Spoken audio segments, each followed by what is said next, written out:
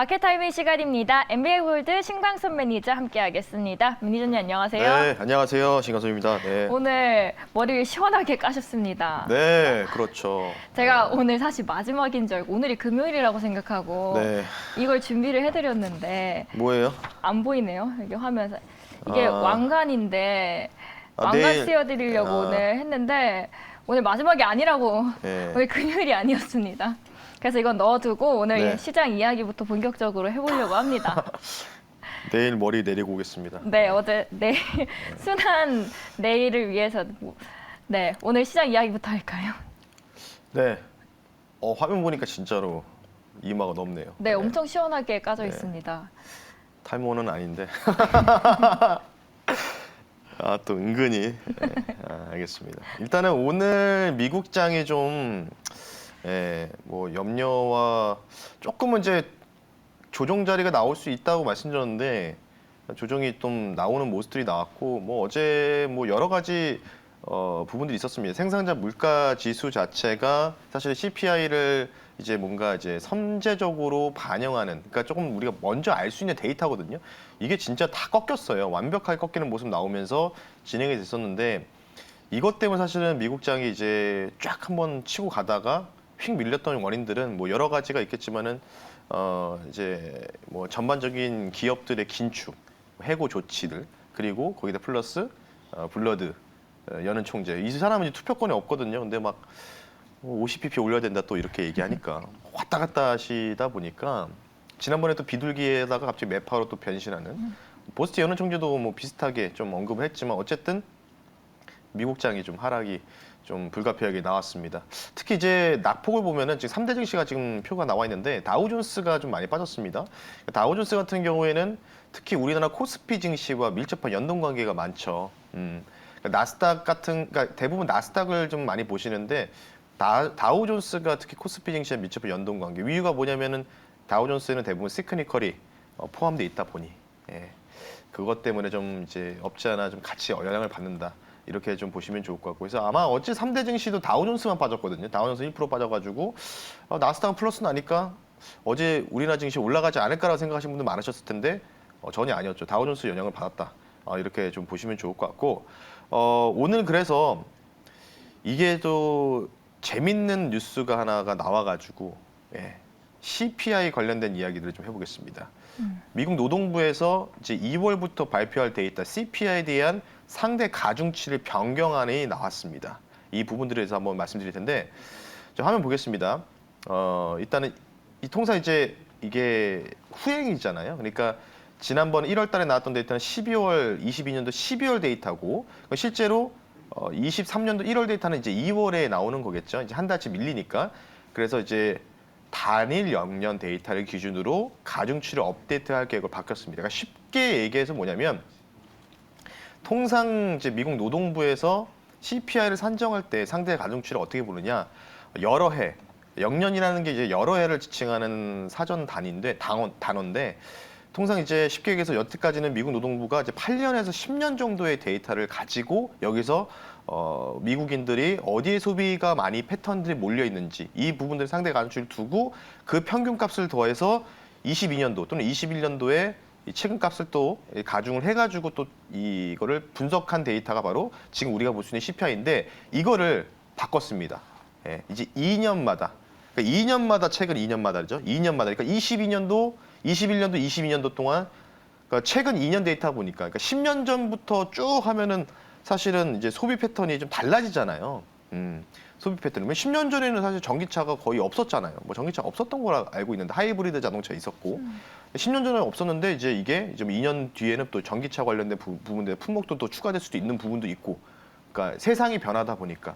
그래서 미국 노동부가 이제부터는 최근 2년간의 지출 데이터를 통해서 그러니까 좀 더 쉽게 얘기하면은 너희들이 최근에 어디에다 돈을 많이 썼느냐 1년, 2년 전에 그러니까 10년 전과는 다르게 그 부분들에 대해서 데이터를 산정 방식을 상대 가중치를 변경해서 이번 2월부터 이제 1월 달 데이터를 집어넣는다. 이런 부분이라고 좀 보시면 좋을 것 같아요. 그래서 이게 다음 한번 보겠습니다. CPI 구성 요소를 딱 보면은 뭐 식음료도 있고 주택도 있고 뭐 이렇게 제가 동그라미로 이제 가지고 나왔는데 뭐 교통, 의료, 뭐 레크레이션, 뭐 헬스케어 뭐 여러 가지가 쭉 있습니다. 근데 대부분 이제 주택 렌탈 비용 관련된 부분들이 거의 과반수 가까이가 됩니다. 42%. 예, 근데 여기서 주목해야 될 부분들이 그러면 뭐가 바뀔 것이냐 이거를 알 수 있을까요, 없을까요? 몰라요. 다음 달 데이터에서 그 품목이 바뀐다는 거예요. 노동부에서. 예.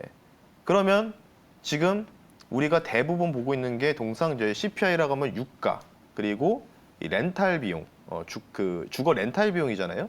그러면 이제 이 품목이 가장 크기 때문에 이 교통, 뭐 유가랑 교통이랑 같이 밀접한 연동관계 있지 않습니까? 당연히 어쩔 수 없이. 네.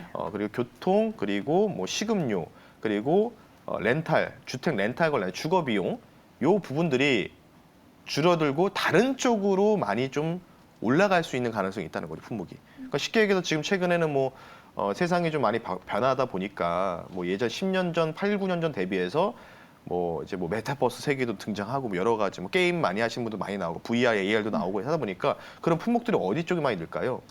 쉽게 얘기해서 우리가 필수적으로 언급할 수 있는 의식주도 있겠지만은 뭐 이 부분들에서 살짝 줄어들면서 뭐 교육 및 커뮤니케이션, 기타 물품, 뭐 오락 레크레이션 뭐 이런 쪽으로 좀 품목이 늘 가능성들이 있다는 거겠죠.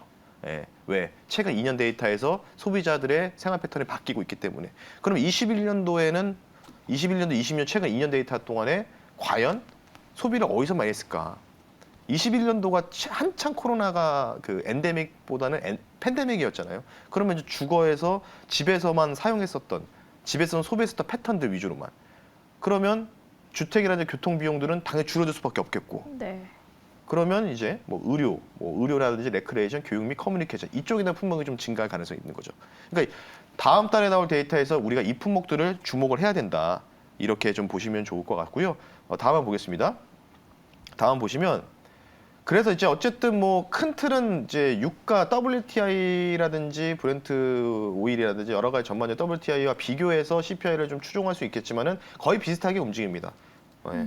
거의 비슷하게 움직여요. 그러니까 이런 거예요. 그러니까 쉽게 얘기해서 오늘 유가 떨어집니다. 내일 유가 올라갑니다. 이거를 네. 뭐 정확하게 딱딱딱딱 뭐 맞출 수는 있는 건 아니지만은 그래도 큰 추세 자체는 잘 동조화되면서 갈 수 있다는 거거든요, CPI가.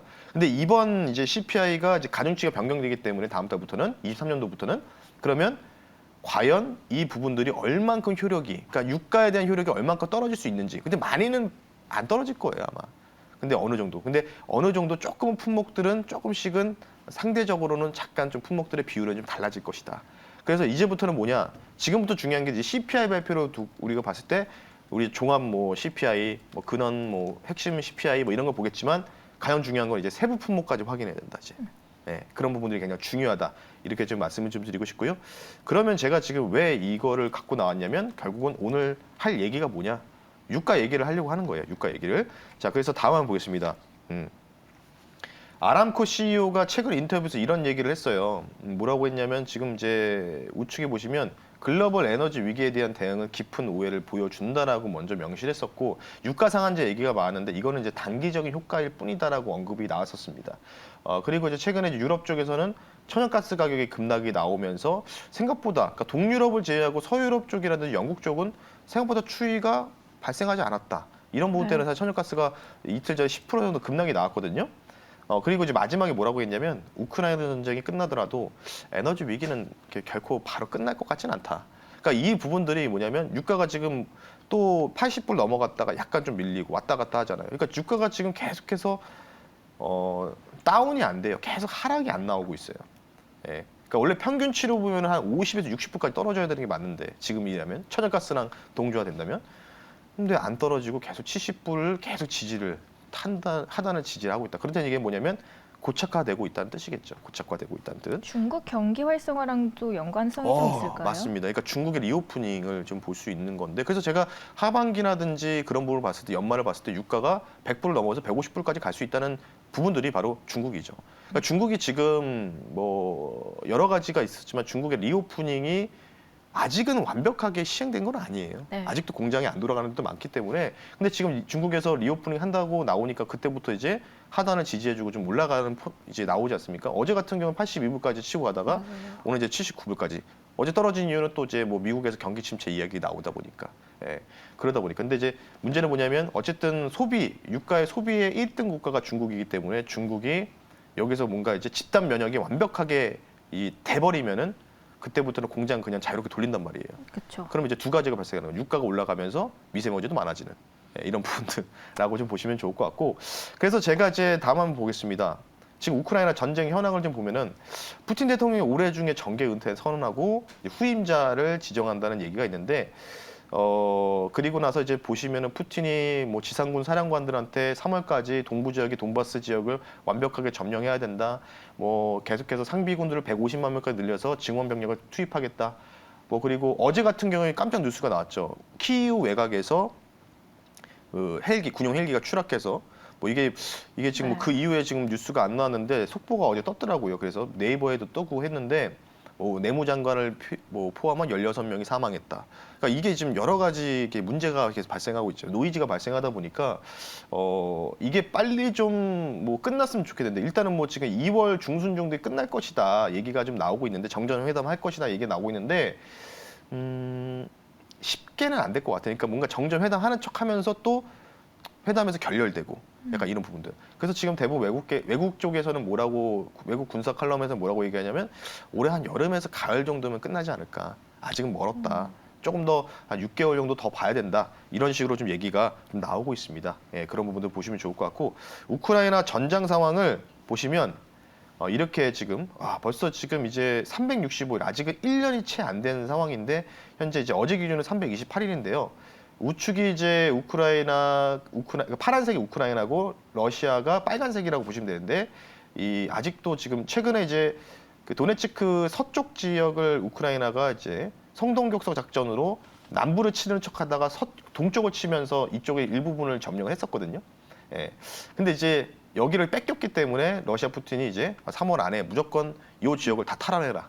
이렇게 좀 선언을 한 것 같습니다. 병합을 하기 위해서.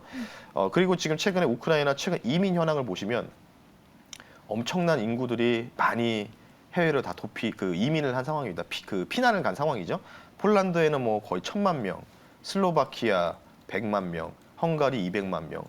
거의 뭐 이 서쪽의 이쪽으로 보시면은 뭐 엄청나게 지금 피난을 간 상황이다. 그래서 지금 우크라이나 인구가 좀 많이 줄긴 줄었습니다. 거의 보시면 한 1,300만 명 정도가 다 국가로 지금 피난을 떠난 상황이기 때문에 이런 부분들이 조금 있어서 조금은 뭔가 이제 전쟁이 계속 장기화되다 보니까 이런 부분들이 계속 이탈이 나오지 않나 이렇게 생각이 들어서 그래서 이 전반적인 우크라이나 현재 전장 상황들을 좀 보여야 될 것 같고 분명히 다시 한번 강조드리지만 지금 시장을 뭔가 빼거나 그런 노이즈가 발생할 수 있는 요인은 경기 침체에 대한 뭐 우려감은 사실은 제한적이라고 좀 보고 있습니다. 그러면 우리가 예측할 수 없을 때 지금 이제 많이 이제 다들 이제 관심에서 떨어졌거든요. 근데 이게 여기서 뭔가 만약에 정말 안 좋은 결과로 나와서 갑자기 뭐 나토까지 개입하는 사태가 벌어질 수도 있지 않습니까? 그런 경우가 나오면은 좀 시장의 전저점을 좀 붕괴할 수 있는 뭔가 큰 악재는 나올 수 있기 때문에 그런 일이 발생할 수 있을지 없을지는 모르겠으나 그런 일들을 혹시나 보니까 참고는 하자, 생각을 해두자 이렇게 좀 말씀드리면서 마무리하겠습니다. 예. 자, 그러면 저희 타이밍 모델 통해서 분석을 해봐야겠죠. 타이밍 모델은 WTI. 네, 유가입니다.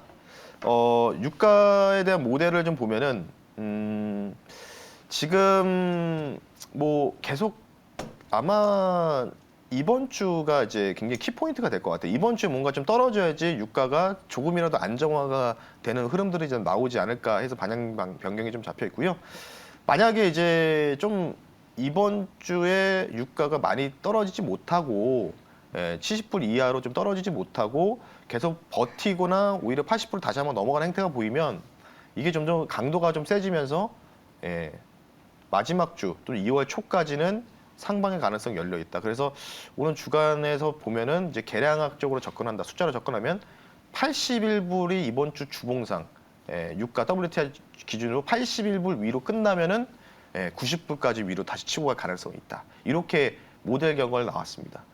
참고를 하시면 좋을 것 같습니다. 네. 자, 그렇다면 더 많은 이야기는 저희 어디서 들을 수 있을까요?